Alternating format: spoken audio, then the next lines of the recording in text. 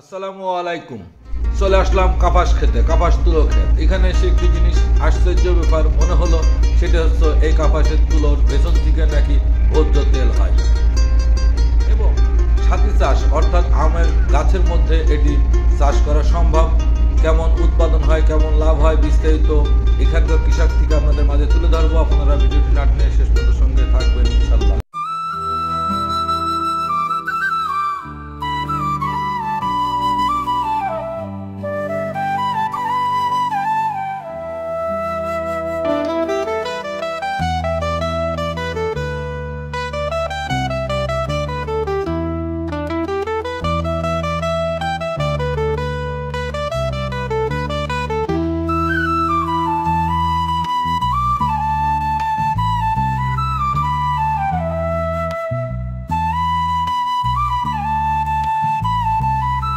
ফলন হলে 20 মন হয়।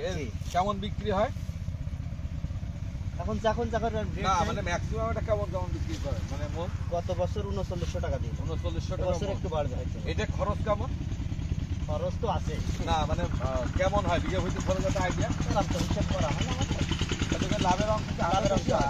না বেশি হয়? আবার বেশি হয়। আবার বেশি হয়। তাহলে আপনার মনে করেন যে 12 আনার মতো লাভ হয় না?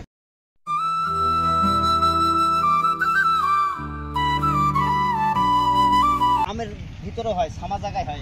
মানে সাথী চাষ করা যায় আম গাছের মধ্যে? যে আম গাছের ভিতরে এই চাষটা করা যায়। হয় আর কোনো ফসলের মধ্যে করা যায় না, তেমন ফসল হয় না।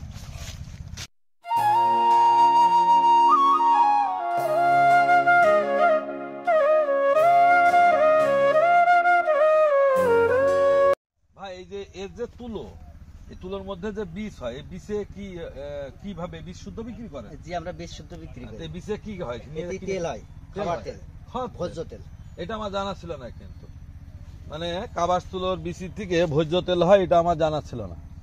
ও এই জন্য আপনার এই তুলো বীজ শুদ্ধ সহকারে বিক্রি করে, ওরা কিনে এটাতে ভোজ্য তেল বানায়। জি জি, একটা নতুন জিনিস জানতে পারলাম।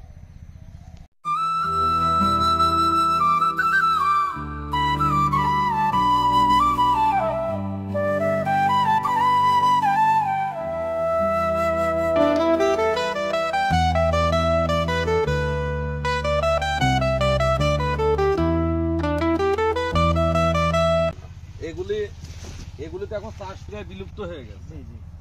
আপনাদের এই এলাকার ঠিকানা কি?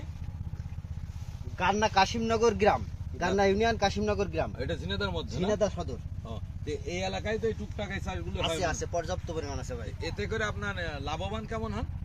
আলহামদুলিল্লাহ, এতে ভালো লাভবান। এই বিঘে ভুইতে কেমনের উৎপাদন হয়? ভালো ফলন হলে 20 মণ হয়।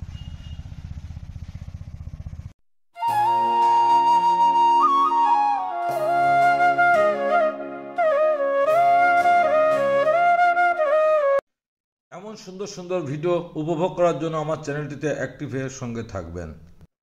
একজন কৃষক ঝড় বৃষ্টি রৌদ্রতে পুড়ে ফসল উৎপাদন করে থাকেন, সেগুলি আমরা খেয়ে জীবন যাপন করে থাকি। তা আমার মনে হয় সর্বোচ্চ সম্মান ও অহংকার যদি করতেই হয়, কৃষকদের নিয়েই করা উচিত। তা আপনাদের প্রতি সবার আমার আকুল আবেদন ও অনুরোধ রইল, আসুন আমরা কৃষকদের সম্মান শ্রদ্ধা করি। কৃষকের গায়ের গন্ধকে আমরা গন্ধ না ভেবে সুগন্ধি ভাবে। সবাই ভালো থাকবেন, সুস্থ থাকবেন, নিরাপদে থাকবেন।